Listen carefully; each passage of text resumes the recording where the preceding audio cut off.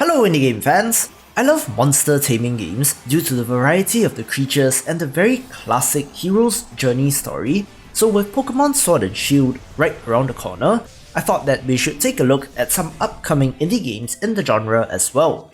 Special shoutout goes to the previously covered Notamon, a very Kiwi flavoured one of these, whose release has been postponed due to the changing of engines.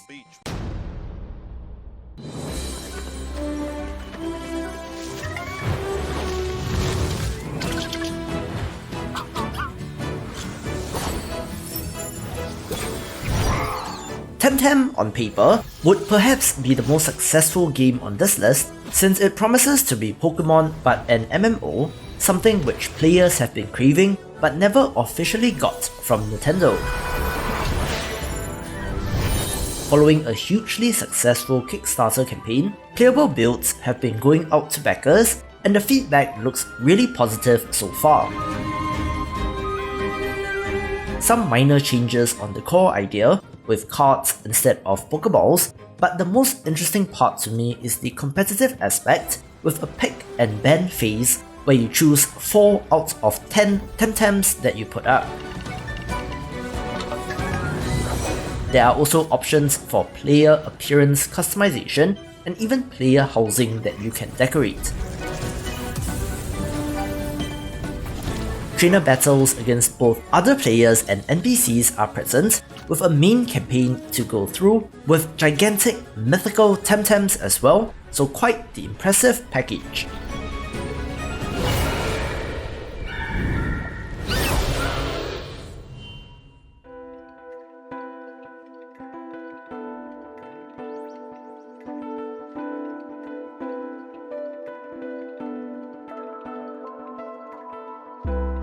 Kindred is perhaps one of those that is still quite early in development, but sports a low-poly, semi-realistic open world which looks very vast and full of areas to explore. The open world idea is interesting in a monster taming game, but I truly wonder how big of a world this would be. Combat looks to be classically turn-based, with an adorable fire puppy as its mascot, so look out for more details soon.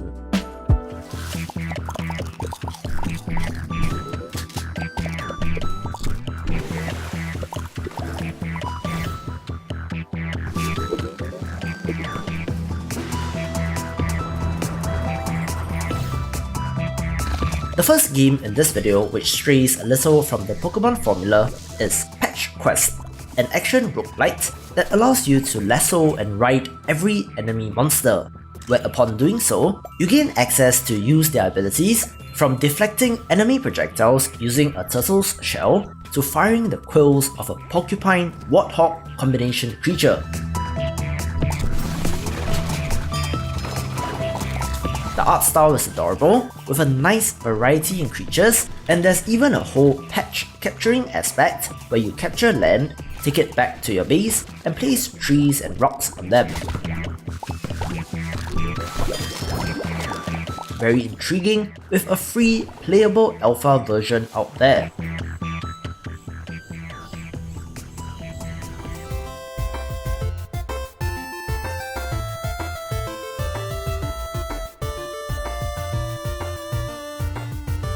Monster Crown is a Pokemon-style RPG, but with something the developers call true crossbreeds, where breeding 2 parent monsters has an effect on the physical appearance of the offspring.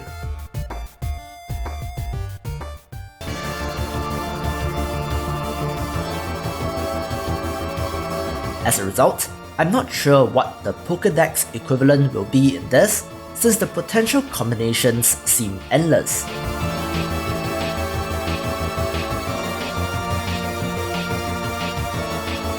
On top of that, there is a central story plot about mysterious and powerful sinister forces seemingly turning monsters to the dark side, and to add even more variety, there are item-based evolutions as well.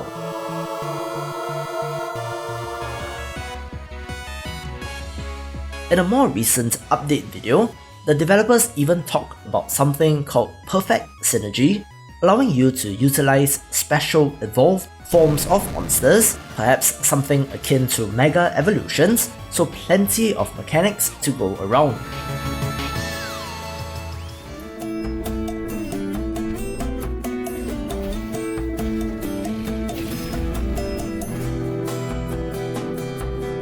Adore will stray from the Pokemon formula in that this too is a roguelite action-adventure game, but with the ability to summon monsters. If you love the idea of having different monsters, but never got along with the turn-based combat in Pokemon games, this is one to keep an eye on. Don't know how many monsters there will be in this, but it has definitely piqued my interest.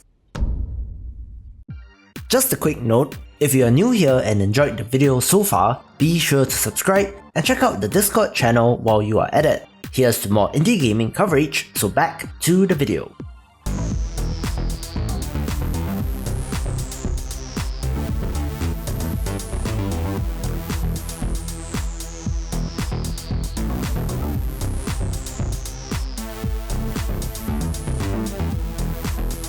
The adorable Ooblets makes another appearance on this list and is Pokemon crossed with Stardew Valley and Animal Crossing.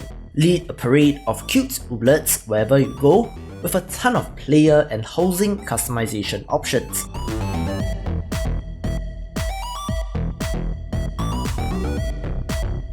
This is so whimsical since characters and Ooblets love to dance, and the choice of the pastely colour scheme is on brand as well.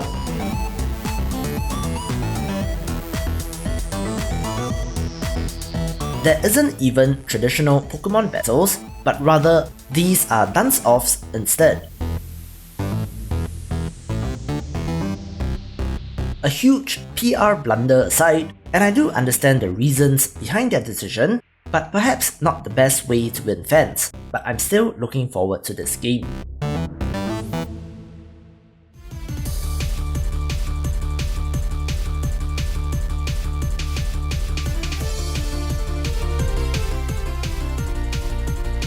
Methyl Gem Ponies is basically My Little Pony but as a monster taming RPG, and while I'm not a brony by far, much like them's fighting herds, I'm glad that this exists for the fanbase in place of an official title.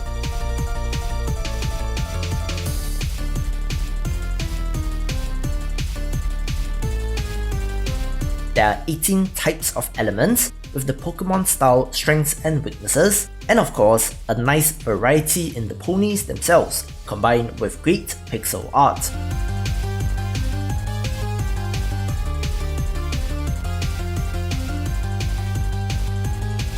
This has been in development for a little while, but things seem to be progressing nicely, and do bear in mind that this is mainly a solo developer's effort.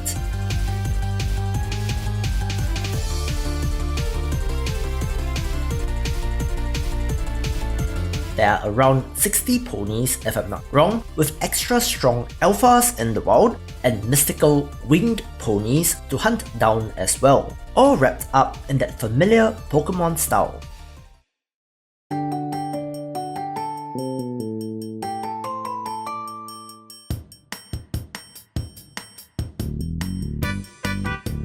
Koromon, in my opinion, is the best looking one of these in this video, and is the most classically Pokemon style RPG with simply awesome pixel art.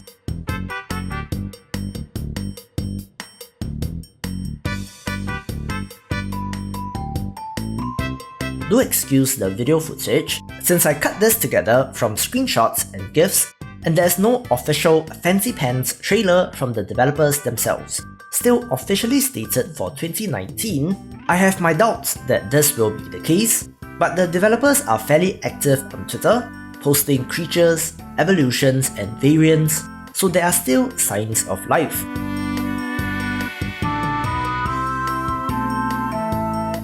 There are 6 main elemental guardians to defeat, with the main antagonist being a shady organization, so all the tropes are there. But with over 120 monsters to tame, puzzles and different themed areas, this looks like a great alternative to Pokemon and something which I'm very excited about.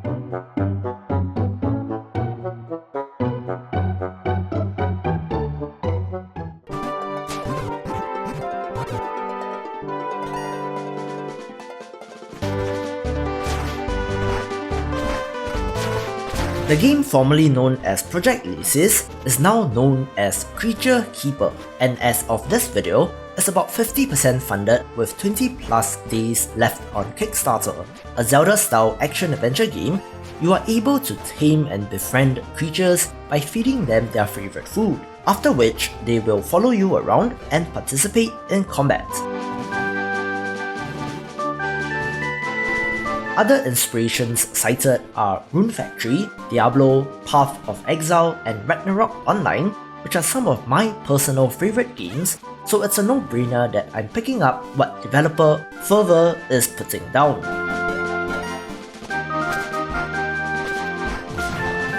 There is a farming system with something called a pocket garden, a cooking system, and the all-important bestiary, where you gain more information about the creature the more you raise or fight them.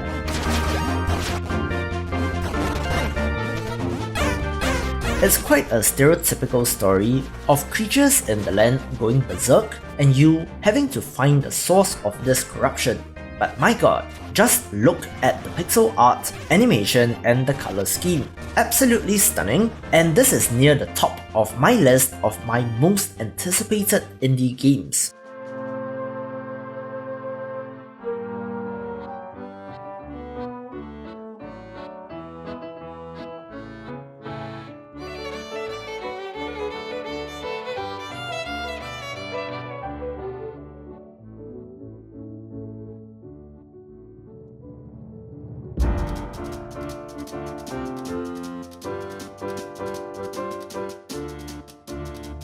Rainbow Billy, The Curse of the Leviathan, previously known as Steamboat Billy, The Curse of the Leviathan, is another one which combines the rubber hose animation of 30s cartoons, much like Cuphead, and the use of color as a central storytelling mechanic, much like Paper Mario, Color Splash, or Chicory.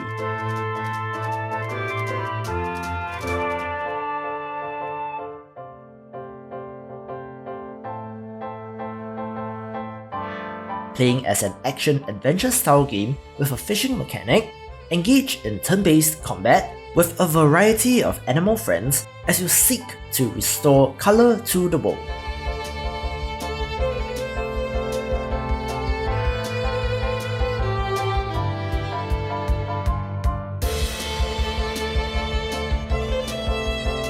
I'm very happy that the trend that Cuphead has set with that art style is really catching on, so the combination of a real beautiful look, monster catching mechanics, and an interesting world has this taking the #1 spot.